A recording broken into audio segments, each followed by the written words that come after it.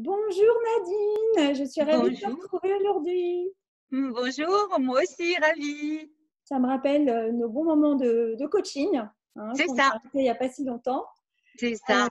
et Nadine, je voulais te remercier parce que c'est toi qui m'as proposé donc de témoigner suite à ton coaching, ce coaching qu'on a fait pendant plusieurs mois ensemble. Et c'est un très beau cadeau que tu me fais, je suis ravie. Je Euh, t'en prie, c'est la moindre des choses. Après tout ce qui s'est passé pendant cette période de coaching, c'était normal que je vienne en parler pour toi, pour que les autres sachent comment ça se passe aussi. Eh ben, c'est vraiment très sympa, je te remercie. Et ça va me permettre aussi d'avoir un feedback un petit peu maintenant, un peu plus à froid que la Oui, dernière fois qu'on s'est parlé quand on a terminé le coaching. Donc, si tu veux bien, je vais te poser des questions comme elles vont me venir et puis tu vas t'exprimer librement. Ça te va? d'accord, ça marche. Super. Alors, ben, Nadine, donc pour être tout à fait précise par rapport aux gens qui vont regarder cette vidéo, nous, on s'est connus dans une vie antérieure, notre vie professionnelle d'avant, et on est resté en contact de loin en loin pendant des années jusqu'à ce que finalement on se rende compte en fin d'année dernière qu'on était sur la même voie, dans le sens où moi j'avais déjà entamé voilà, des démarches, en tout cas j'avais déjà suivi des formations et je m'étais déjà installée il y a quelques années en tant que praticienne en harmonisation énergétique. Et quand on a vraiment repris contact fin 2019, eh bien toi tu étais en pleine démarche d'installation. Tu envisageais de t'installer en tout cas puisque tu as suivi une formation de sophrologue. C'est Est-ce que ça. tu peux revenir justement sur ce moment où on a interagi, donc au départ de façon très informelle pendant plusieurs mois, où tu en étais à ce moment-là? Bien, je venais de finir ma formation donc de sophrologue avec des spécialisations. Je me disais qu'il était temps de commencer à faire les démarches pour m'installer. Donc, j'avais quelques petites idées sur ce que je devais faire, monter un site internet, est-ce qu'il me fallait des flyers, des cartes de visite, ce genre de choses. Donc, je me souviens qu'on en a pas mal discuté comme ça de façon informelle. Je te tenais un peu au courant de tout ce que je faisais. Même tu allais des fois regarder, tu sais, quand j'avais mis mon nom sur un site de thérapeute.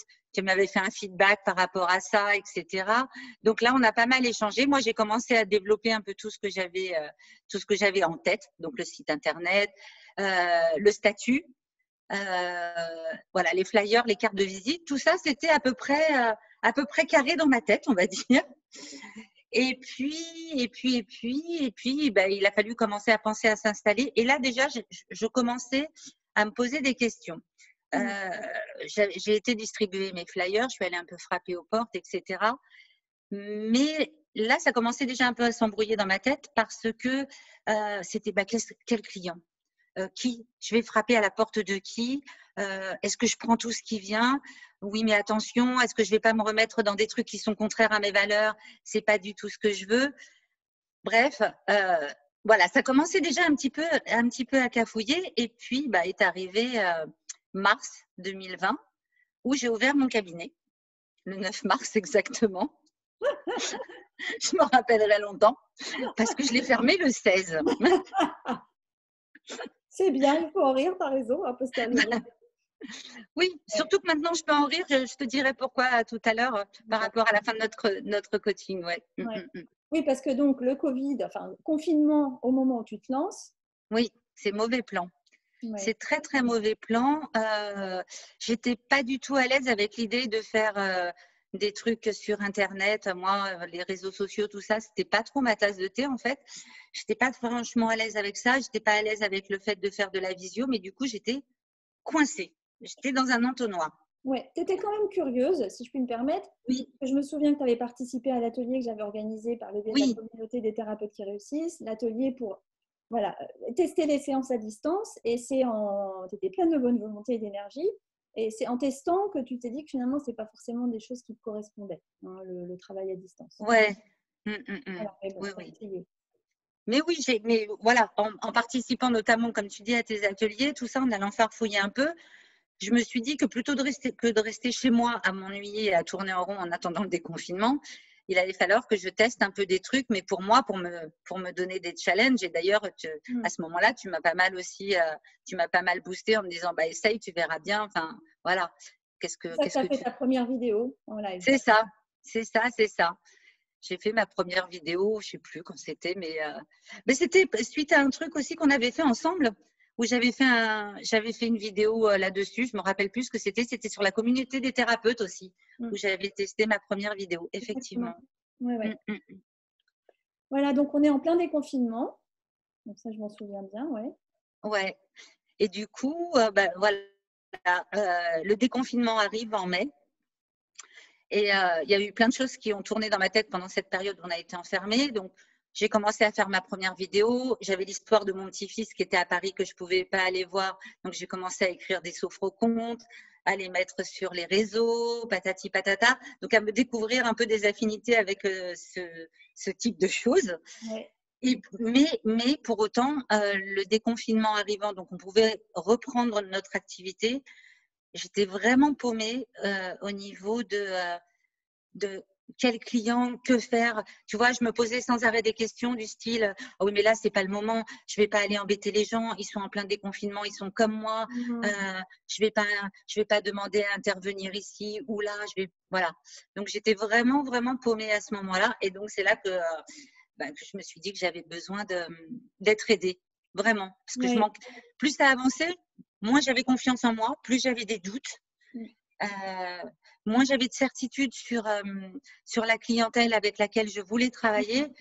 Et il était important là que quelqu'un derrière me recadre et me rebooste pour me remettre dans les rails. C'était une période où, si je résume bien en tout cas, hein, tu me dis si je me trompe, mais l'activité était à un point quasi mort. Bon. Tu avais du mal à reprendre des contacts, les gens ne répondaient pas forcément, etc. Et puis, tu étais en perte de manque de confiance en toi. Oui.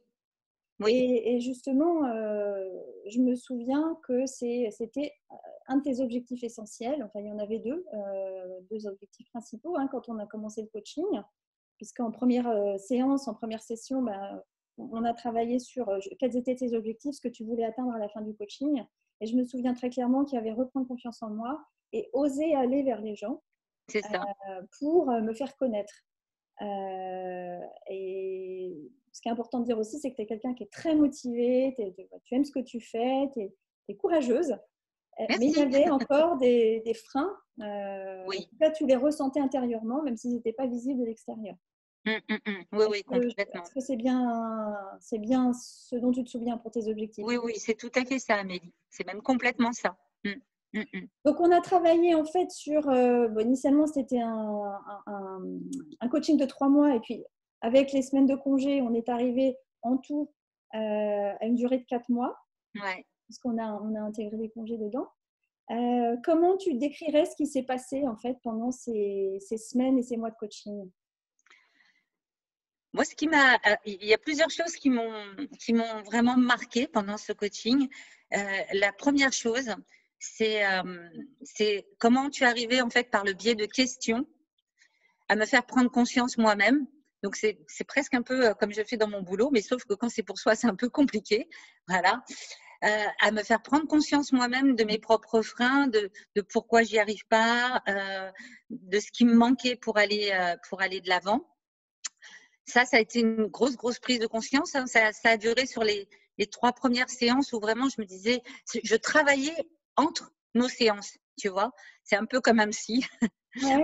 Voilà, c'est un peu comme un psy où tu parles et tu prends conscience. Et là, tu dis, ok, bon, alors comment je vais faire? Ça, le fait que quelque part, tu me titilles un peu pour me donner des petits challenges de semaine en semaine, de me dire, voilà, tiens, si pour la semaine prochaine, t'essayais de faire ça. Donc, du coup, je me le mettais un peu dans mes objectifs. Et finalement, ça a été quelque chose qui m'a débloqué complètement ça. Voilà. C'est-à-dire que tous ces petits challenges que j'ai fait pendant le coaching, aujourd'hui, j'ai plus du tout peur de les faire pour moi, pour mon activité. Donc ça, c'est cool, vraiment très, très cool, merci. Et puis, tu m'as fait mettre le doigt sur pas mal d'erreurs. Il y en a une notamment qui a été assez phénoménale quand même, parce que j'avais fait un beau site, très joli. Il me plaisait énormément. Mais il y a quand même un truc énorme, c'est que j'avais oublié de parler des personnes avec qui je voulais travailler, donc de mes spécialisations. Je n'en avais pas mis un mot. Ça a été assez énorme. Et c'est notamment quand on a travaillé sur la clientèle cible, etc., que je me suis aperçue que sur mon site internet, depuis 3 mois, il n'y avait rien là-dessus. Donc, pas mal. Ouais. Et puis, ça m'a donné, bah, tu vois, des confinements oblige, on pouvait ressortir, mais c'était quand même un peu compliqué. Donner l'idée de faire des séances de groupe à l'extérieur, des sophro-balades, bon, que j'avais fait un petit peu avant, mais j'avais jamais fait d'atelier parents-enfants, par exemple, avant. Oui, parce que ce qu'il faut préciser, c'est quand on a travaillé ton identité en tant que thérapeute et notamment tes clientèles cibles, tes clients idéaux, la prise de conscience, une des prises de conscience que tu as eues, c'est que vraiment, tu avais non seulement une attirance pour les enfants et les seniors aussi, mais Oui, aussi des facilités avec les enfants et les jeunes en général.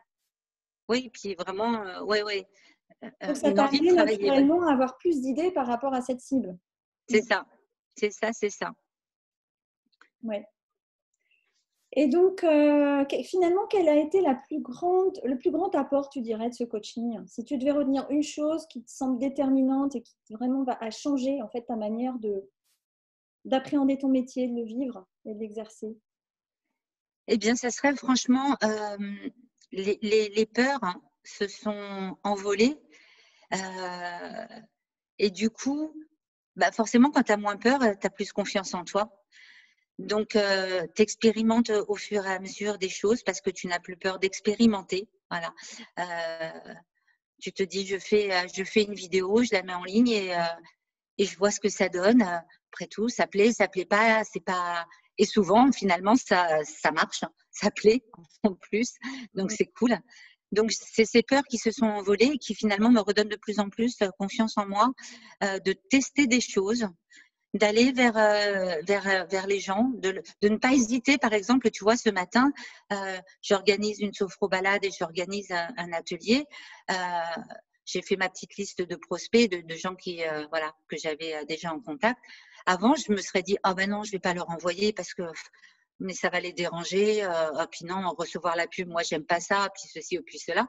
Ben, finalement, je les ai envoyés ce matin. J'ai déjà 2 inscrits sur une sophro-balade et plusieurs personnes sont revenues vers moi pour l'atelier. Tu Super. vois? Ouais. Voilà. Et comme ça a débloqué pas mal de choses, eh ben, j'ai aussi des clients qui m'appellent en direct sans que j'ai rien à faire.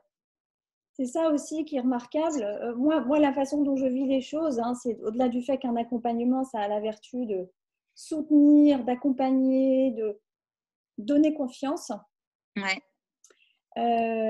Eh bien, ça permet de s'aligner.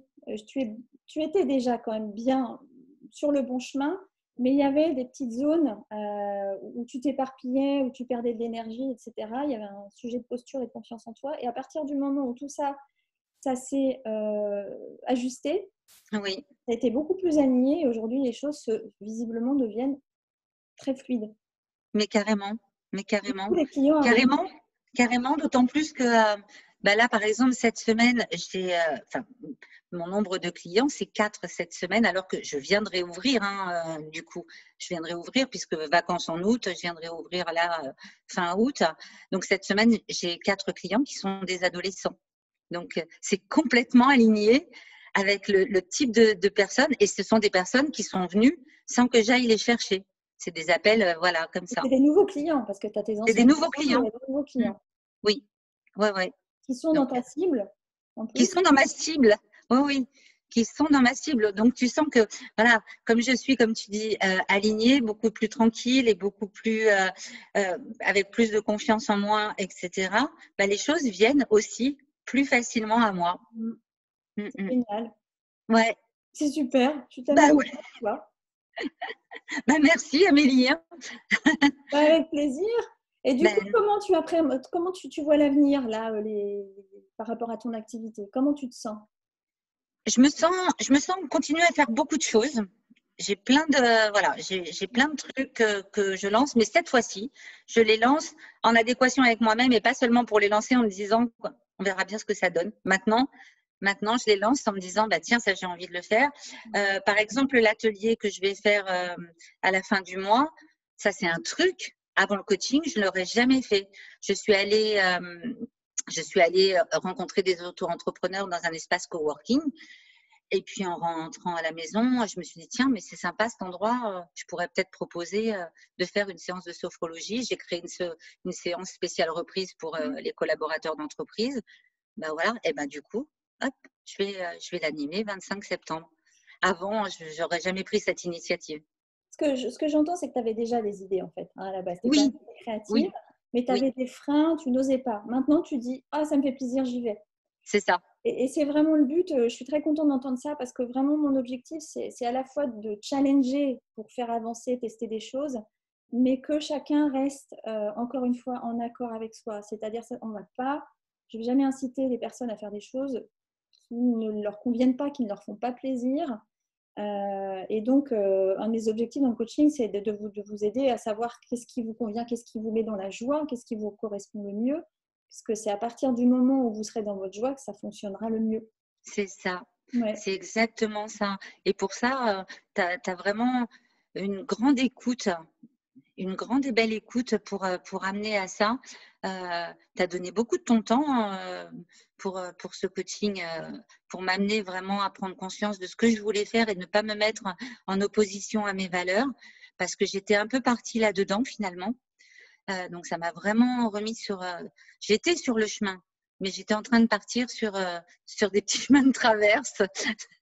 J'étais partie me promener dans la campagne, mais, mais voilà, ça c'était hyper important parce qu'aujourd'hui, je pense que je ne serais pas aussi à l'aise dans les événements que je peux créer, dans les clients que je peux recevoir si je n'étais pas aussi alignée. Donc, c'est hyper, hyper méga important, vraiment.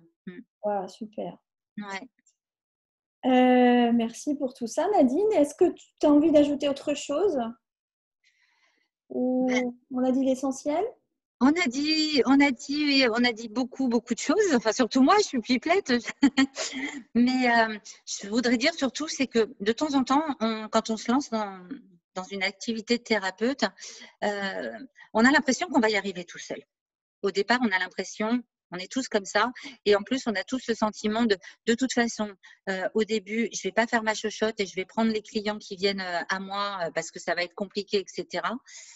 Et je pense que si on part là-dedans, on risque de se perdre. Et se perdre dans le métier qu'on a envie de faire, ça serait vraiment dommage. Vraiment, vraiment, vraiment. Donc, il ne faut pas hésiter au moment où on sent qu'on n'est plus aligné avec ce qu'on a envie de faire, qu'on n'est plus en ouverture sur la clientèle qu'on veut recevoir et sur la façon dont on veut pratiquer notre métier de thérapeute. Il ne faut vraiment pas hésiter à faire appel à Amélie, notamment, pour parler de tout ça. Voilà. Il y a une solution. Il y a une solution qui existe, mais il ne faut pas hésiter à prendre le taureau par les cornes, à se dire, bon, bah là, je suis en train de me paumer. Là, OK, je vais gagner 3 francs 6 sous peut-être de plus, mais ce n'est pas ce que je veux faire. Et là, je pense que pour moi, ce serait la mort de mon métier, assuré. Ça aurait été ça. Et puis, j'aurais été très, très mal en plus. Ah, c'est surtout Bon, ça. c'est Ouais, surtout ça. ouais. Voilà. Ok, bah super Nadine, merci beaucoup. Merci, je ne vais pas mobiliser ton temps plus longuement. Je te remercie beaucoup pour ces moments qu'on a passés ensemble. Ouais, moi aussi, je te remercie vraiment beaucoup. Ouais, ouais, ouais. C'est, Une merveilleuse continuation. toi aussi. Et puis on À reste en bientôt. contact de toute façon. À bientôt Nadine. Bonne journée. Toi aussi. Merci.